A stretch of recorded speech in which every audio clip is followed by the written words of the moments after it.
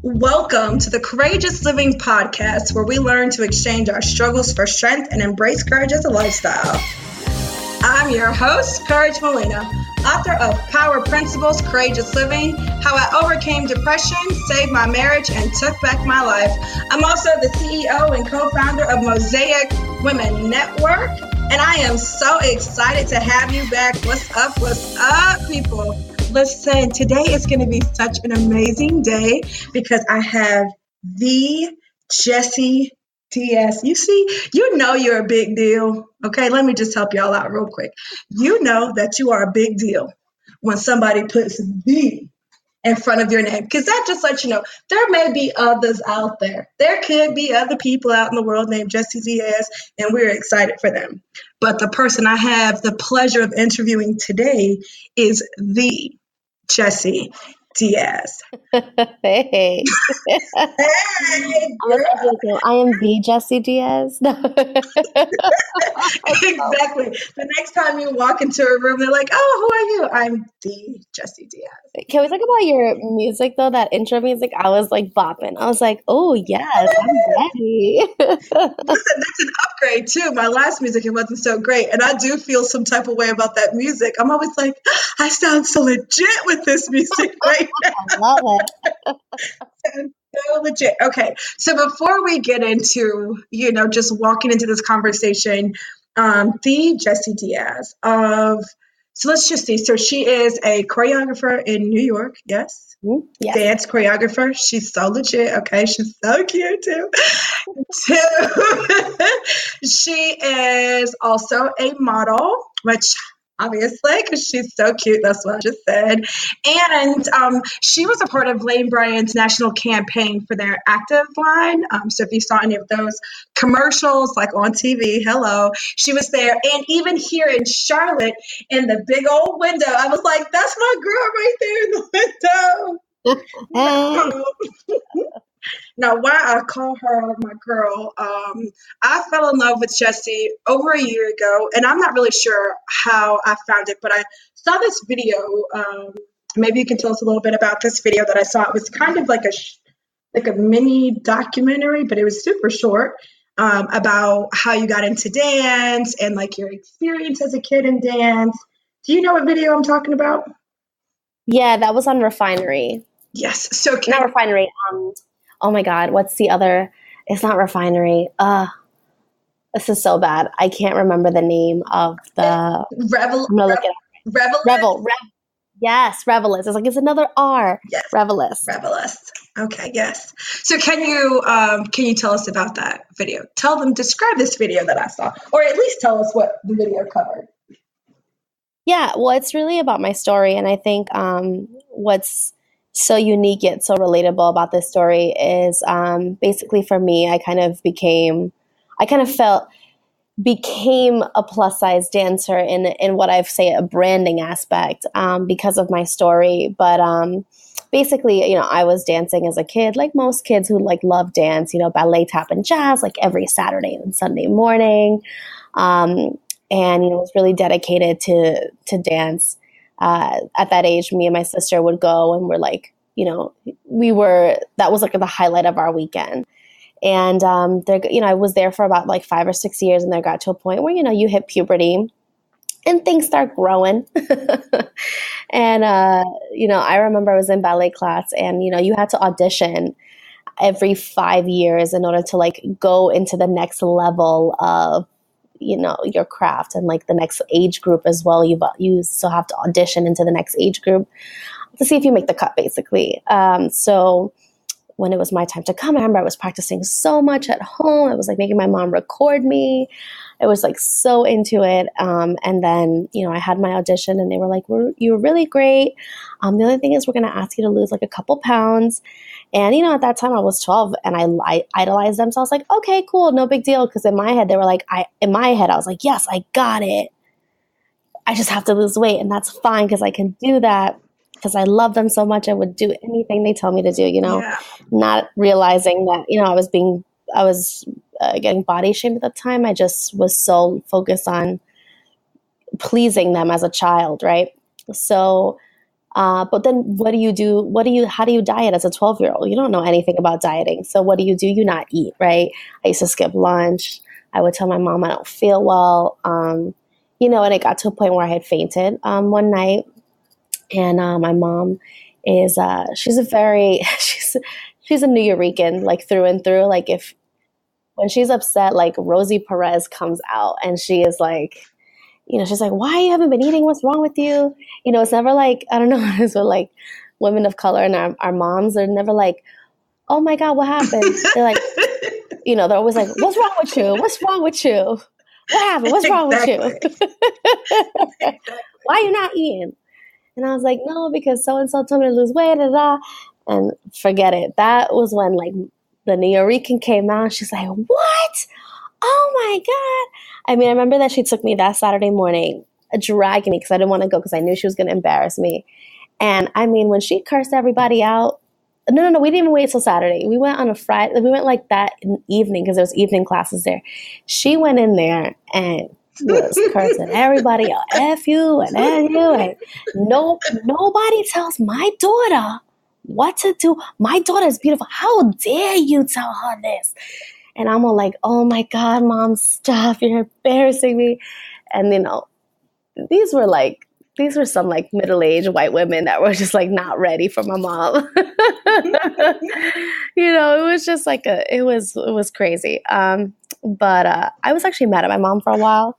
I was really pissed because she took me at the dance program, and that was for me, that was my everything.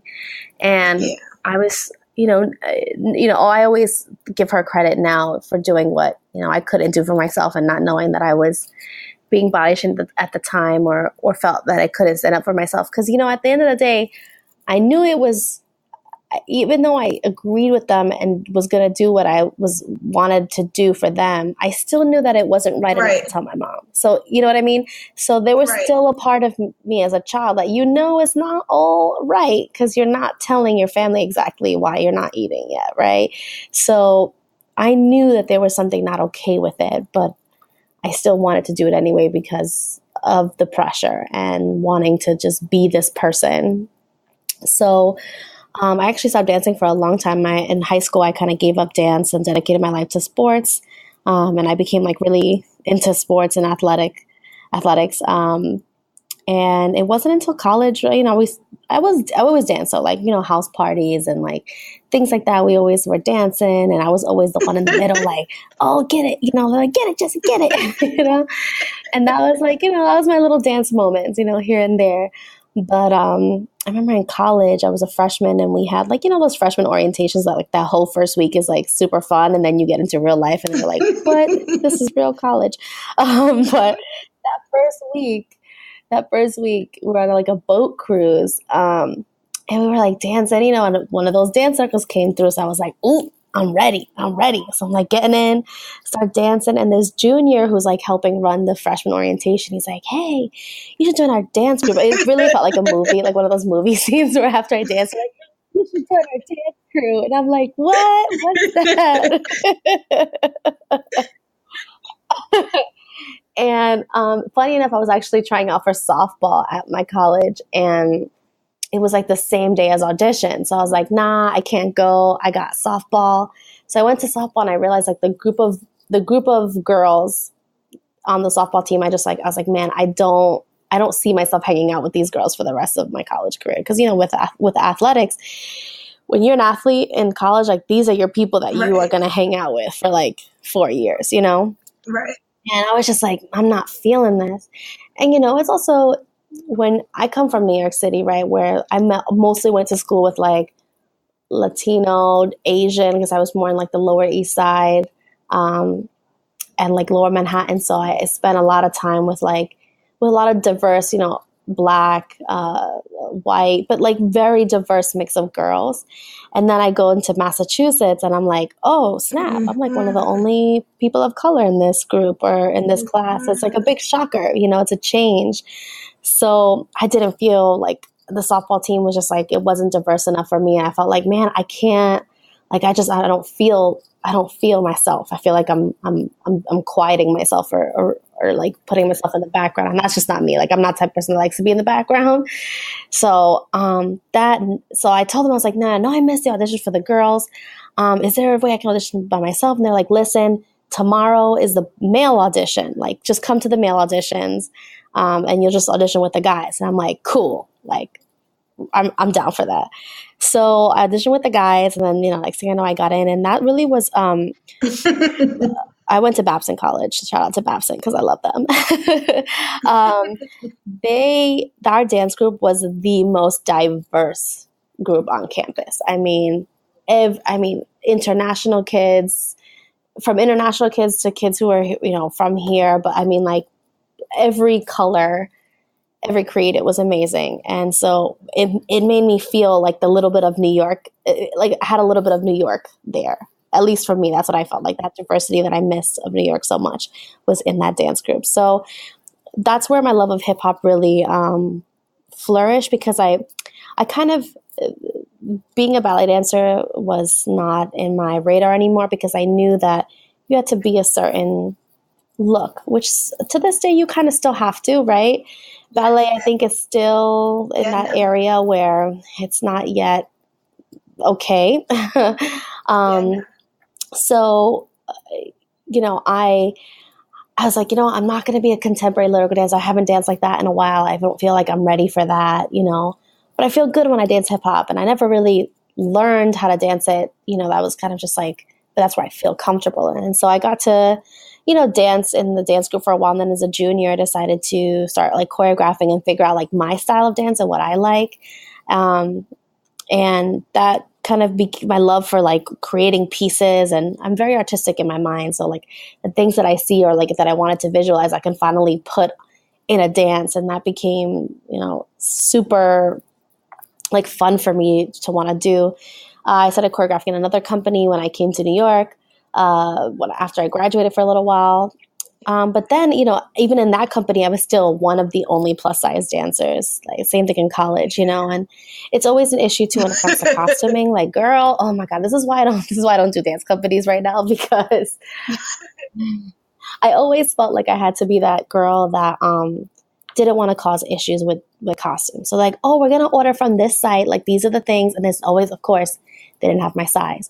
So I had to be like, like, is it okay if I wear this? Like, it's the same color. Just a little bit like, they just don't have my size, but like, I'm totally okay with buying this if it's okay with you. And I was always like apologizing. Like, I'm sorry they don't have my size. I'm sorry that you really love this, but like, here's the alternative that I found for me. If that's okay. I hope it doesn't mess up your vision. Because when I was dancing in other people's dances, that I had to make sure that I was abiding by like what they wanted. So when it came to my dance, I was like, this is what we gonna wear. It fits everybody. But so I kind of I wanted, being in that company in New York, and I'm not gonna name that company because I left not on great terms because of, I feel like I was discriminated a lot against my weight. There was a lot of all the dancers thought I was really great, but the director always felt like I wasn't, and so there was a lot, we bumped heads a lot. And it was at a point I was like, why am I doing this? Like, why I can do this outside of this dance company. And so, I would teach classes here and there with friends that I have that were dancers. But there was just something missing. And I noticed that every time I would go to a dance class, I would be one of the only plus size people there. And I felt like, man, like, why am I always the only one? Or like, if I see one, I'm always like, hey girl, like, I want to stand next to you. But like, she don't want to stand next to me. She's like, girl, I'm trying to like hide in the background. Cause I like to be in the front. I'm like, I'm going to be in the front. And also cause I'm short, like I'm 5'1", so I need to see. I wear glasses, so if I don't have my contacts, I'm like, I need to be in the front because I need to see, and no one can block me because otherwise I'm gonna be lost. So I started realizing that there wasn't a lot of options for like curvy or dance classes geared towards curvy women. The only type of like things that were out there were saying like stripper, curvy, burlesque, or something like that was like a little bit more Right. on the embrace your sexy curves rather than like let's just dance kind of thing. So last year I started to I think it was last July, I started to do body positive dance classes, which basically they're normal dance classes in the sense that like I'm teaching choreography and we're dancing to a certain song, but it's broken down to like the first 30 minutes is body positivity conversation. We're talking about our issues, or we're talking about what we love about ourselves. We're doing some sort of exercise.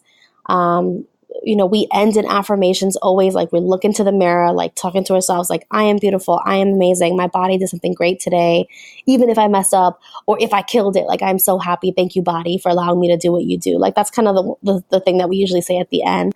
And there's always a nice camaraderie that comes out of it. I always have girls who are like, I was so scared to come to a dance class, but I feel really safe coming to this class and knowing that there's a safe space here. And that has pushed a lot of girls to go outside to do other dance classes as well. I don't want them just to do my class, but if this class helps you break out and say, you know what, now I feel comfortable going into classes with other straight size women and men, then I've completed a goal. You know what I mean? So for me, it was really a way to be like, I want more women to feel comfortable because I want to see more women like me in dance classes. So luckily, there's actually a bunch that, that's a lot of us, but, I'm doing it now. But also an amazing dance group that I love and admire so much. Pretty big movement. Oh, yeah. They're my girls. I love them so much. And every time there's a class that I can take with them, like I'm there, but I'm like, take their class. I'm always like advocating for other people as well and other choreographers that are body positive. Because, it can be daunting sometimes. It can be, especially too, because I'm not getting any younger. People tell me I look young all the time, but I'm 31. And so I'm like, even when I go to dance class and these little 19-year-old, like fresh looking, like flexible as hell. And I'm like, damn, I'm gonna suffer today in this class. Yeah. Yes, you do look super young. You definitely look younger than 31. I will give you that. You definitely look younger than 31. I guess like my problem is always like I don't understand how people can not think that they are just being complete jerks when they talk about weight, especially if it doesn't have anything to do with the skill. Now, listen, I am all about sorry you didn't make it. Like I'm all about that. I'm not a fan of like everybody gets a ribbon. We're all winners. No, we're not all winners. There's a competition. Who crosses the line first? That person won. Everyone else, you didn't win. Better luck next time. Like I'm all about that. But what I don't understand is making it about the weight when it's not about the weight. Like if this isn't a weight loss competition, then I'm not sure what my weight has to do with it. Either I have the skill and I have the ability or I don't.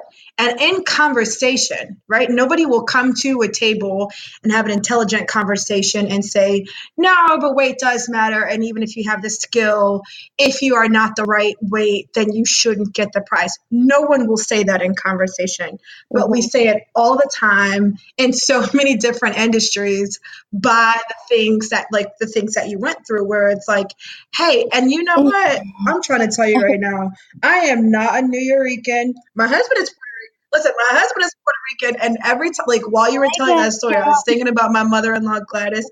Hey, Gladys, if you're listening, I was thinking she would have gone right down there, and she would have cussed those people out and threatened their lives and all of that.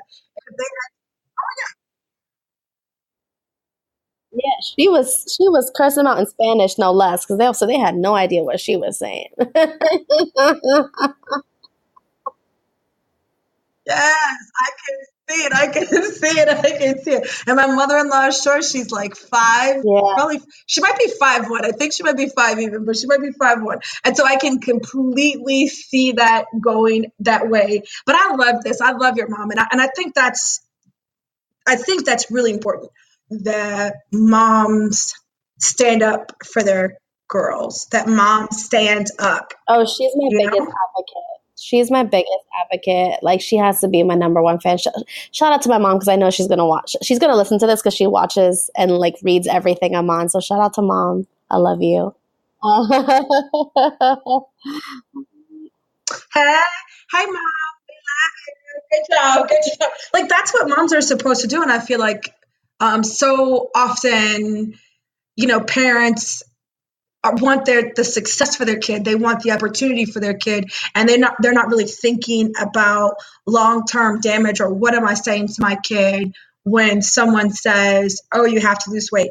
I don't watch, but I am aware, and I have seen episodes of the show Dance Moms, and I'm always like, I'm always like, this cannot be real, because I listen. I'm like, this lady cannot be talking to these kids like this. This lady cannot be talking to these moms. I'm like, are they crazy right now? But that is a part of that world. And it's one of those things where, because parents accept it, it's acceptable. Right? Right. I've had moms which break my heart. I've had a mom, so actually several moms, but one in particular stood out to me because her daughter, I think, was like 6 or 7. And I guess like she knew about me through her mom, and she was getting teased at her dance school because they had like little crop tops they were wearing, and she had a little belly, and they were like, "Oh, you look pregnant," or something like that. And she was really upset. And, so I had to sending her, she's like, "Oh, if you can send my daughter a message." And I was like, "Oh my God, of course. I would love to talk to her," but it was so crazy. Like, I'm like, man, she's 7. Like, kids are, the thing is, here's the thing. I can't blame kids too much, because kids are going to react the way they were taught to react, right? And I had this conversation actually with someone the other day about the word fat, because I don't think fat is a bad word. Mm-hmm. I think we make it a bad word. Like, everyone has fat. Like, we all got fat, whether you're skinny or plus size. Like, you have fat on your body, right? We just may have a different proportion. So for me, it was kind of like, I don't think, like, if everyone has fat, and if you're calling someone fat, you're just saying that they have fat, to me.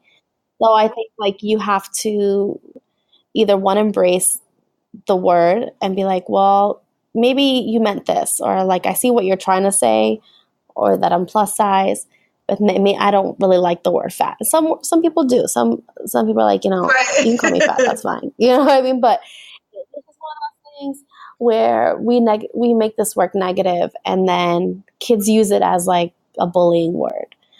So it's a really fine line, because there's a lot of things in body positivity that there's still some things I don't agree with in body positivity. For example, when there are plus size women out there who get VSGs or like, lipo or any kind of sleeve, and there are people out there body shaming them, like, "Oh, you don't really love your body because you want to lose weight, and you weren't really about the big girl life." And I'm like, listen, body positivity is about loving your body. And if that means loving your body isn't taking care of your body, that you had a condition that because you're overweight that this happened, because not everything happens because you're overweight. But if you had a situation with your body that was because of your weight gain, and you said, "You know what? I love my body enough to take care of my body." Yeah. To me, that's body positivity. To me, that's saying I'm taking care of my body, right? So there's still a lot of stigma with it's like, "Oh, you got skinny, you ain't part of us anymore." And I'm like, whoa. We're naturally, like society, we're just naturally divisive. It doesn't even matter what it is. You're absolutely right with like the weight, like, oh, you're not down, or look at what she did, and now we're going to body shame her because she's losing weight. Or if somebody says losing weight is a part of, self-love and body positivity, then it's like, well, then you're coming against me because I'm not. But it's that way with everything. And I think what we really have to focus on is what's the motive, right? So right, of course. If I'm losing weight because I want to be healthy, I think that's great. I think that's wonderful. Lose weight, wonderful.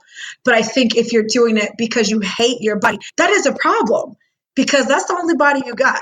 And even if you lose the weight, you still have to live in that body. And people who lose weight for that reason, they don't love themselves. Oh, there's so many women I know that lost the weight and are like, I still feel like crap. It really is. And I'm like, it's a mental thing. Let me tell you, what I realized is body positivity is so mental, because I mean, there are women out there that I know that have like hourglass figure and are like, I hate my body. I think I'm fat. I think this. And like, I mean, girls who wear like size 2, size 4, thinking they're like not perfect, right? And in some other eyes, they're like, you might be perfect, right? And so we all have, and they're like, I wish I was as confident, right? But then they'll look at me, and I have a friend, gorgeous body. And she'll be like, and she's always like, oh my God, you are always so confident and you're working it and I love it. And then I'll compliment her and she's like, no girl, like look at this and look at that. I'm like, how can you tell me that I look so beautiful and I'm like 10 sizes bigger than you and you feel like you're fat? Like, you know what I'm saying? Like, you have to look at yourself and be like, wait a second, how can I praise someone else and I can't praise myself? And so, and body positivity, listen, we're all going to have our bad days. It's not every day that I'm like, yes, girl, I look amazing. There are days where I'm just like, and I just have those days, or like, whether it's my hair, whether it's like a pants that I don't like the way they look today, whether my period's coming and I'm extra hormonal that day. And what I love about you is that you can see the confidence. You do wear your confidence. You absolutely do. You can see it. It shines through. And I think that the more people who love their body out loud, it gives other people like permission, and it encourages other people to say, okay, her body does not fit like what society says is a body that should be celebrated. And she is like, you absolutely celebrate your body. When I found your Instagram, let me just tell you, she doesn't even know this. Let me just give a little confession right here, okay? However I happened upon you, I thank the Lord for it. And I get to your page, and there was something about like your little video and your face. I was like, oh my God. There was a picture, it was like close up of your face. Do you have freckles? No, I kind of like, I don't know. I have like 1 or 2. It's weird. I think it's blemishes that turn into freckles. But we can say it's freckles. There's something about your face. My husband is Puerto Rican. I never met a Puerto Rican with freckles. Okay.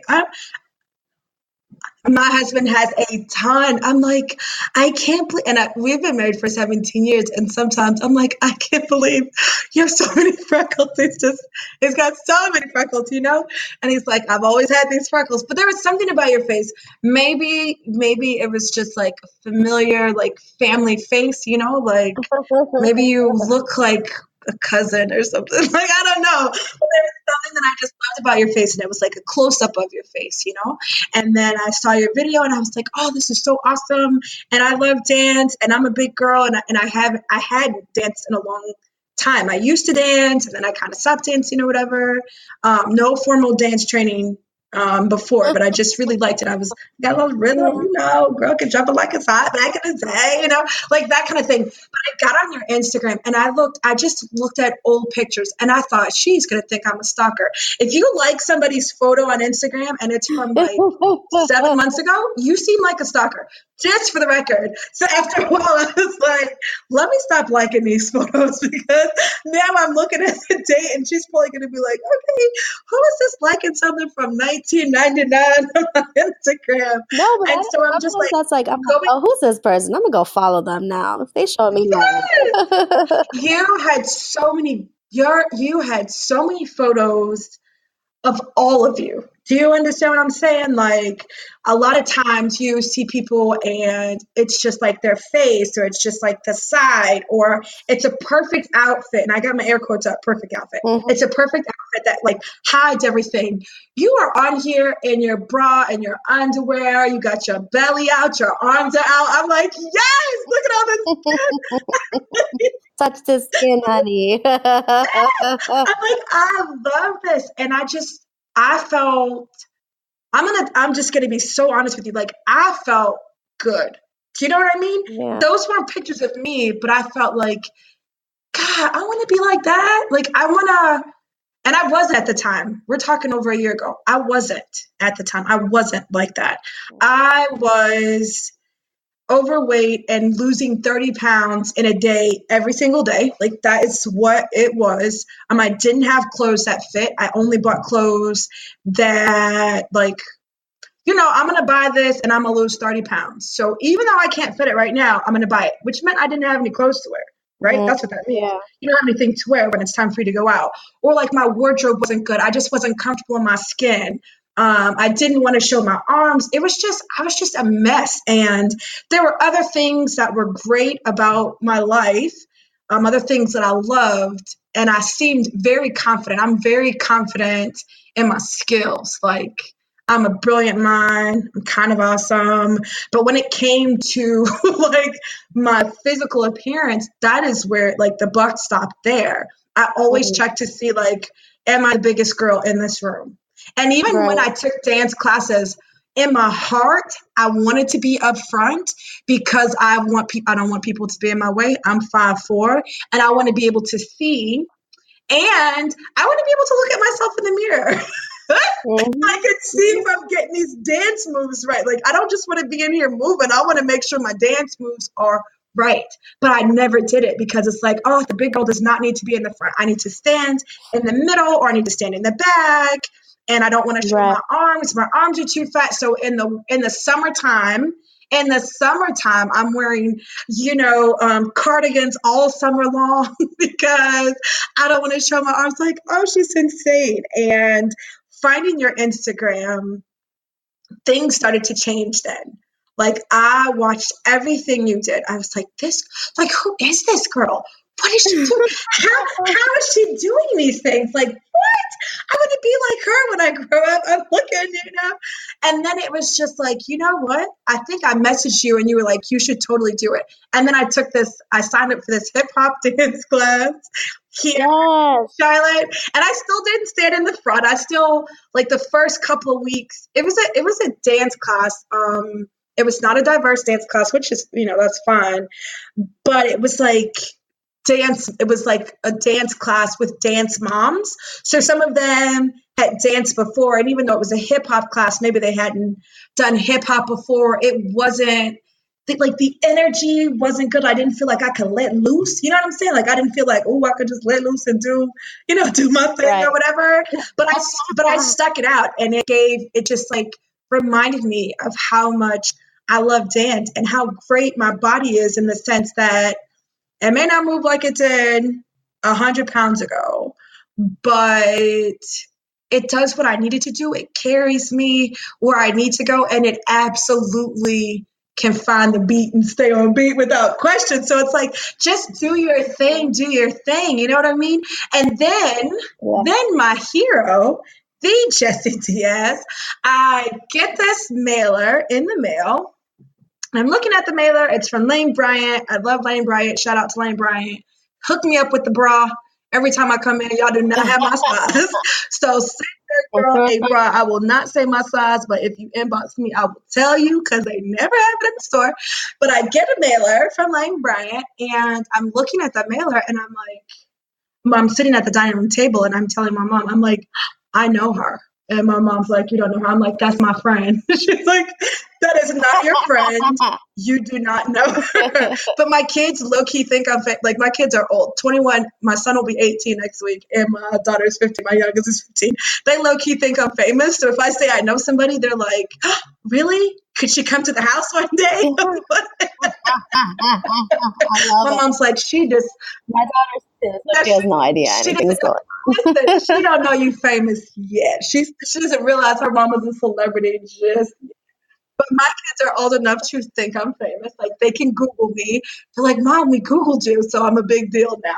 Oh yeah, you once you Googleable, that's She's it. like, it's a big deal. And I'm looking at this and I'm like, I know her. This is my friend from Instagram. They're like, Mom, people are not friends on Instagram. They follow you. I'm like, whatever. And so I'm looking and I go to your Instagram and you've got like a post of the commercial and I'm pulling up the commercial. I'm like, oh my gosh. So tell me, how are you so famous? How did you become, as far as I'm concerned, the best space Lane Bryant has ever had? Tell me, how?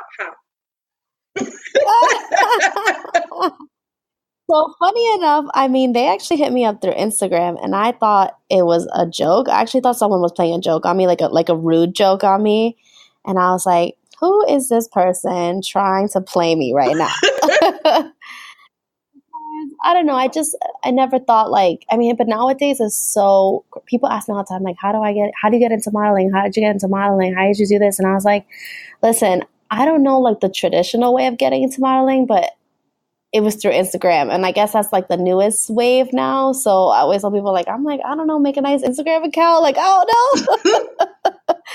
But, it was just me sharing my truth, and I feel like, it's one thing, you talked about like having confidence, and I do feel like I try to exude a lot of my confidence onto Instagram, but it's also about the vulnerability, about like saying, you know what, not every day I feel great, and that's okay, because like sometimes I snap out of it and I'm like, girl, like get out of that funk, because you know this to be true. So I think a lot of times is opening up about your vulnerabilities and opening up about the things that may not feel 100% all the time, because you want to be relatable. And I feel like I was really empowered through other people on Instagram at first, because when I started my Instagram account, I was just putting up pictures of me before I was pregnant, of me dancing. So I didn't put any pictures of me post. I started my Instagram account maybe 3-4 months after I gave birth, because I was having really bad postpartum depression, just about like not being as mobile, and like I had a really bad delivery, to the point of like basically being in the hospital for a week. So so for me, like my body, I just felt like my body like gave up on me. Like my body was like, bye girl, we're taking a vacation. And so, I still suffer with a lot of back nerves and back problems from it. But, it was actually my husband who was like, why don't you start blogging again? Because like low key, okay, so this is actually a side story, but really quick. My husband and I, like, we met on Instagram. So Instagram has done a lot for me. Instagram has done a lot for me. I was in a picture with one of his friends, and he was like, "Who's this girl?" And then we kind of like chatted from there. But funny enough, like 4 months into dating, he was looking through this is my personal Instagram account, not the Cursive Moves, but my personal one. He was scrolling through, like old pictures, and he's like, "Oh my God, I know this photo." And then did like a kind of like the story you just talked about, the Lane Bryant. He's like, "I remember you now. You were on a blog site." Okay, check this out, called Chubby Bunnies, right? Someone reposted a photo of me or something and put it on like this like chubby girl website, like, cute chubby girl. And he's like, all right, I don't mean to sound like crazy, but this is like 4 months into dating. So thankfully it wasn't like the first week, because I would have been like, bye, you're crazy, you're a stalker. But he was like, okay, like this is so crazy, but like I knew that you looked familiar somehow. And this picture was on this site. And I remembered, he's like, Jessie, I swear I remember looking at this picture. It's like, damn, I want to date a girl like that. Like she looks cool. That's when I had like my hair real short, like almost like buzzed, but with like curls in the top. So it was really interesting. Because he said it, and I was like, okay. That's crazy. But anyway, so so he encouraged me, he's like, you should start blogging again. I remember because I did have a little blog site where I did some fashion stuff back in the day, but he's like, you should start blogging again, make yourself feel, better. And so I was like, you're right. So when I started creating Encouragement Moves Instagram account, I was just posting up old dance videos, old dance pictures, nothing new. And as soon as I started to get into the community, the social media community of other body positive people, I was like, wow, these girls are amazing. And talking with people, connecting. And I started to really appreciate my own body with the help of the community. So I always tell people social media can sometimes be addicting and not so great sometimes, right? Because you get sucked into some of the bad stuff, right? Whereas this image of beauty and you're like, is that the standard? Right. Sorry, but the Kim Kardashians of the world, that kind of stuff, So for me, it was a nice safe space. And I felt I was like, I could share my truth. And I feel like there wasn't a lot of plus size dancers out there. It's a lot of plus size models, plus size people advocating. But I felt man, maybe there's other girls like me out there, So I just kind of started sharing my truth. And at a certain point, I was like, you know what? I'm going to start dancing again. And then I remember maybe it was March, which was 3 months out of having my baby. I was like, I'm going to take a dance class. And oh my God, that hurt so bad. It was so painful. I did not feel 100%. I didn't feel my best, but I kept pursuing. I said, once a week I'm going to go for me. This is what I'm going to do for myself. And, I slowly started progressing and then sharing recent pictures and feeling because, and I'm sure you know this as a mom. Here's the thing that people don't understand when you're not a mom. One, your hormonal balance changes, but also two, your body completely changes. And it's not a weight thing. It's a shape thing, right? It's my body wasn't this shape before. And now I don't know how to work this shape, or I never had a hanging belly. Now I have one. And how do I work this into my wardrobe? Do I need to buy, so I had to almost buy a whole new wardrobe of figuring out how my new shape fit into clothes, and I was really down about that. And I was like, I don't feel like I know my body anymore. It's not the body I knew my whole life. So going through that in itself is hard. So I think too,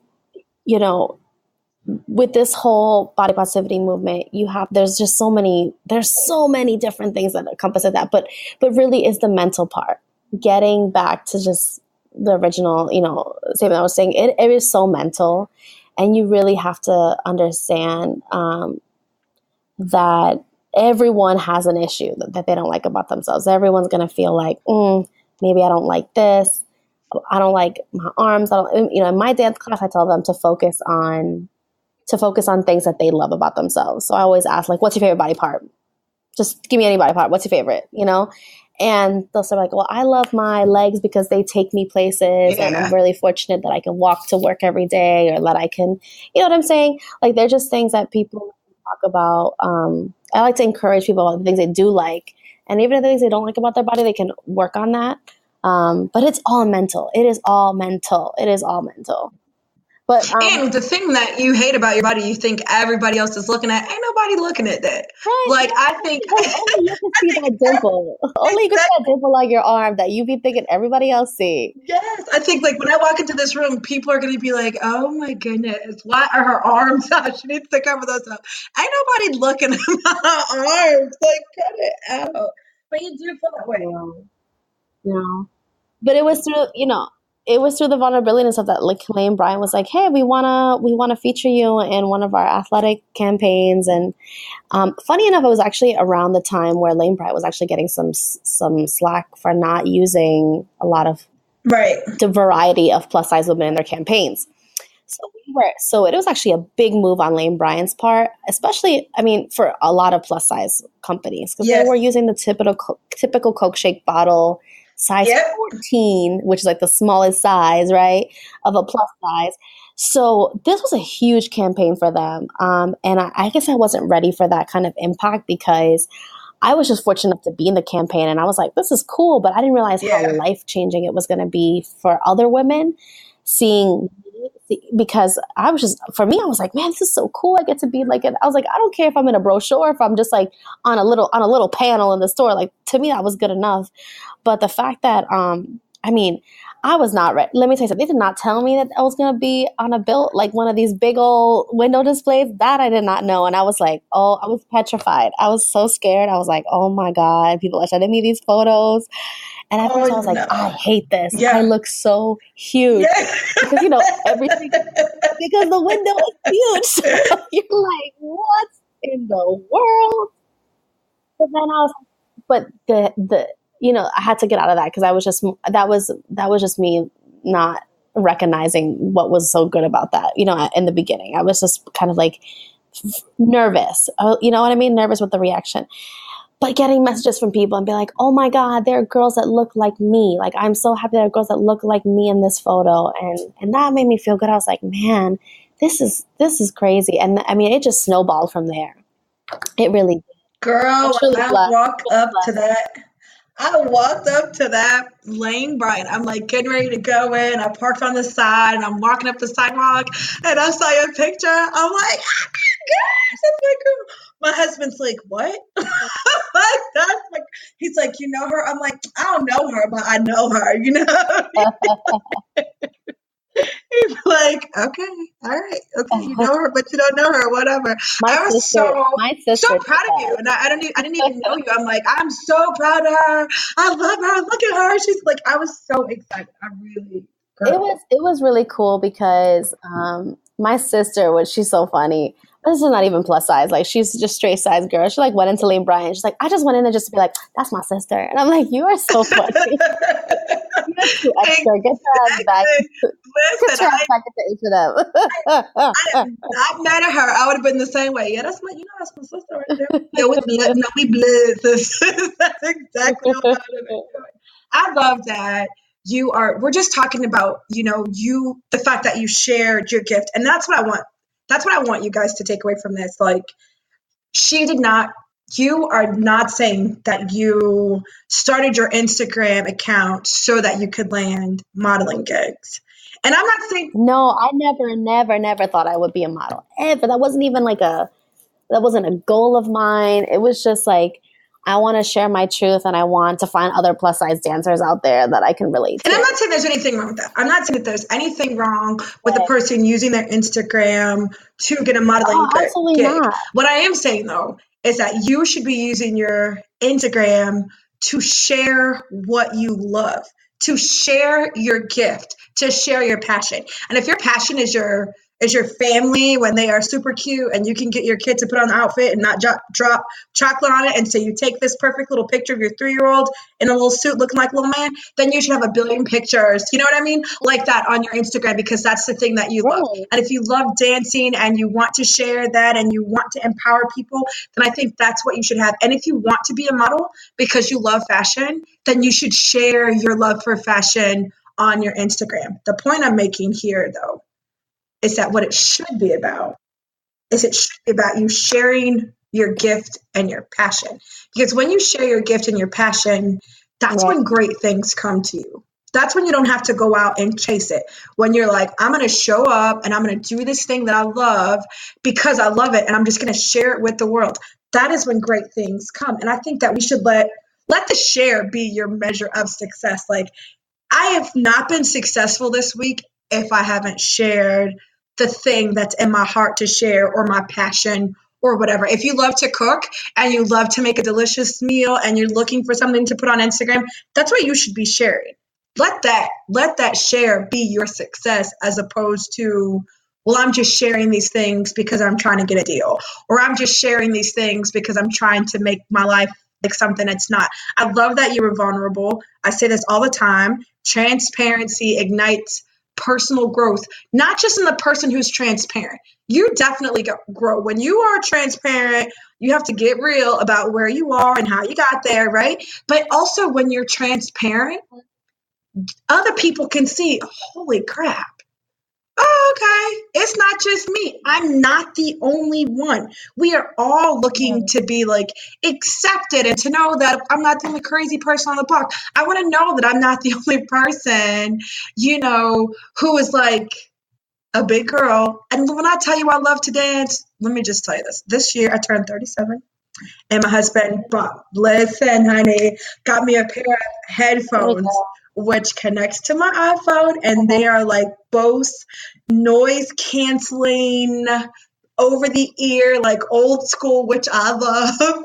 Wireless headphones. I absolutely love them. I have my dance playlist. I am dancing in the morning. I am dancing while I'm cooking. I absolutely love dance. And for whatever reason, there came a time where it was like I didn't dance as much or only danced in the house. Well, do you know what?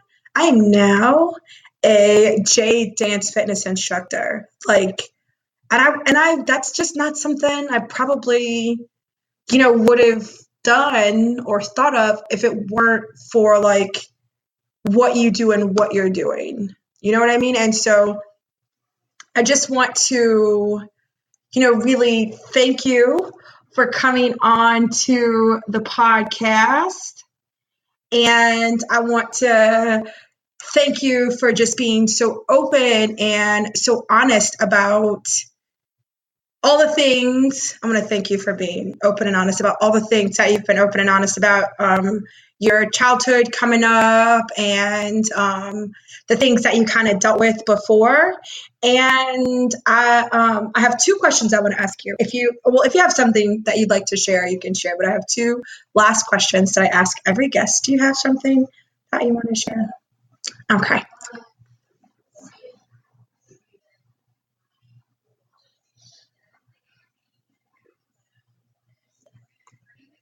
That's all. Listen, it's all good. I was just saying how awesome you were and how I wouldn't have done some of the things that I've been doing.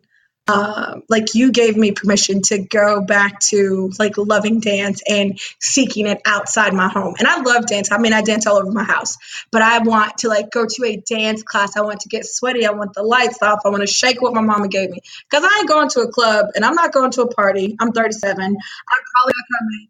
If you invite me, I'm probably not coming. But if it's a dance class, like this is where I want to be. And so I'm so thankful that you came on.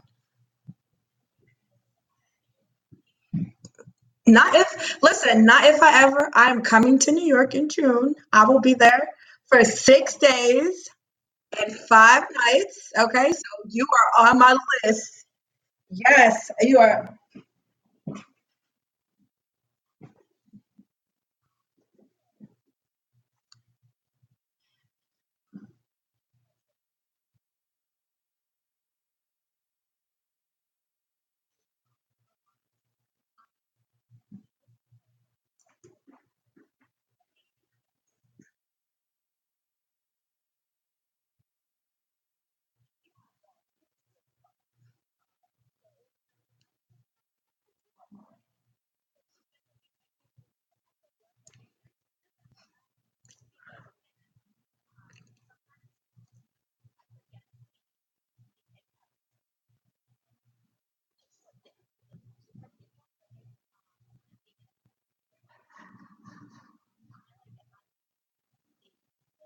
Yeah.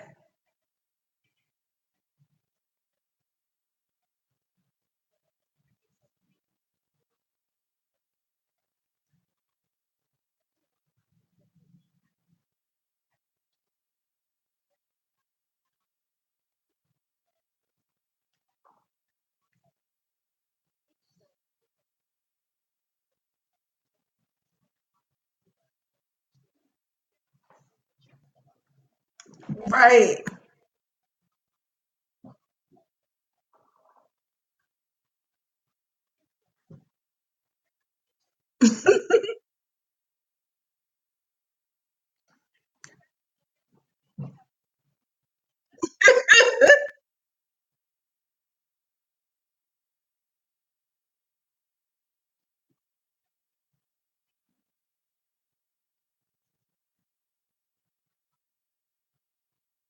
Yeah, I'm definitely coming. It's on my list.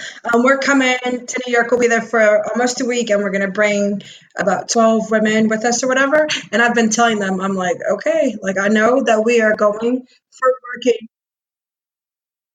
I'm like, but I'm telling y'all right now, I am going to her dance class. Like, I'm just let everybody needs to just know. You're like, oh, where's Courage? She went to the dance class. But that would be awesome. We'll definitely have to figure out a way to make that work. Um, okay, let me ask you this question. Okay, it's a question I ask everybody. What is the most courageous thing you've ever done?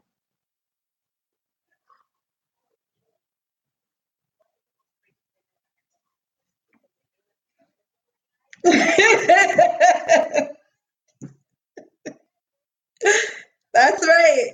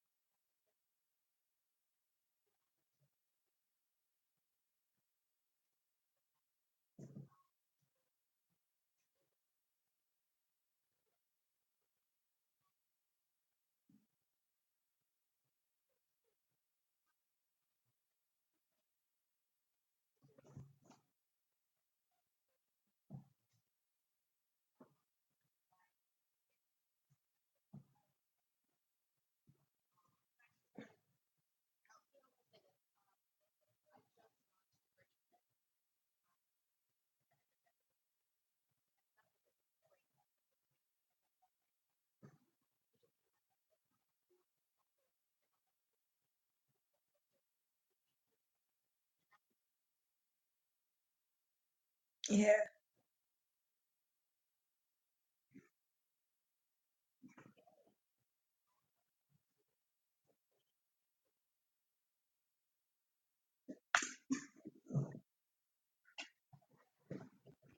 yeah.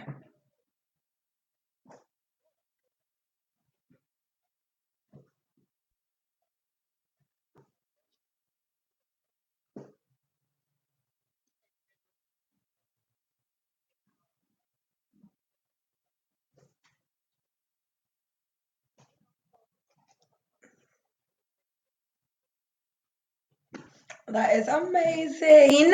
And we will have a link to the virtual dance class subscription in the show notes, guys. So that's something that you guys think like maybe I can't go to a dance class just yet, but let me dance in my house. That's a great place to start. Um,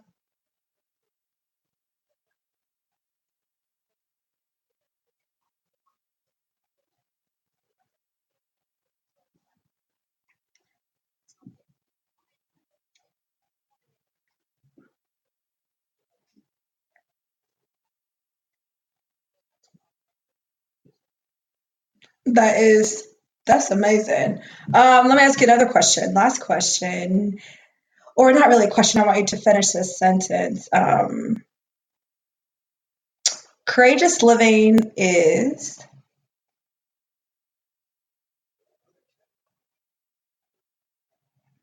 Oh, yes. Living your truth and being proud of it. And I love that you said, I love everything, right? I say love a lot. It's because I do love it. I really like that you said you have to be courageous every day because that's really how this thing got started. My name is Courage. You know, my grandmother gave me that name. And there came a time where I wasn't really walking in that. And then I thought, oh, I'm going to do something courageous. And I did. And it was like, then the next time I was afraid or I had anxiety, I was like, wait, I got to be courageous again. And then it dawned on me. I'm like, okay, courage is your name and that's cute, but it's a lifestyle. And if you want to do anything great in this world, you have got to embrace courage as a lifestyle. You have to say, this is my way of living. There is every single day, I should be open to the idea that I'm going to have to do something that is bigger than me, that I'm too small for, that I'm afraid of, I'm not qualified to do. No one should say yes to this. These interviews, and I've said it every interview, and I'm going to keep saying it because it is true. When I started these interviews, I never thought people were going to say yes. I thought, I'm going to inbox these people. I had like a moment of insanity, right? Sometimes you need that moment in order to do something extremely courageous. I had this moment of insanity where I was like, you know what? Whatever. I'm just going to ask. I'm just going to ask people and then let the chips fall where they may. And I started asking people and I was like, oh my goodness, what was I thinking? Why did I do that? And people started responding, and they were like, "Oh my gosh, yes, I'd love to be." I'm like, "What? What are you talking about?" And I messaged you. I'm like, "Hello, I love you. You have to be on the podcast."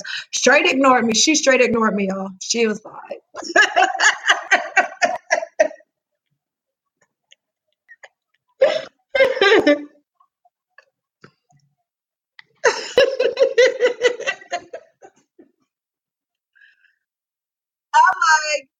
like, I'm like, okay, I have sent her little messages before, like, oh my gosh, that's so cute, or oh girl, I love the outfit, or whatever, and she can send me a heart. Now I'm like, okay, let's be on the podcast, and it's crickets. And then I saw your picture, and like, oh, your girl, she's so cute, and I thought it was one of those moments of insanity where I was like, you know what, I'm about to say, why you let me be great, girl? Like,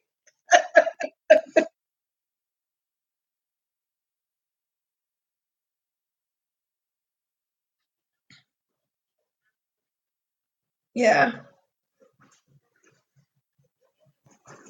we do, we absolutely do.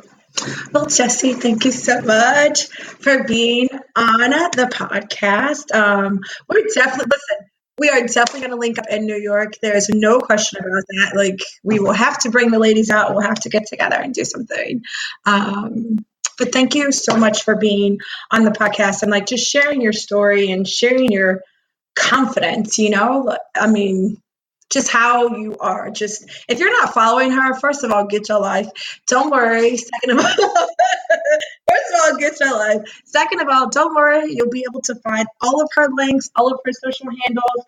A link to her virtual dance class will be in the show notes. Let us know how much you love this interview, guys. We want to hear from you. Go ahead and do us a little review. Y'all know reviews are like everything. Give us 5 stars. If you can't give us 5 stars, hit us in the inbox and we'll see how we can make it a 5-star podcast for you. We definitely want to hear from you. Share this. All right, y'all. We love y'all. Bye.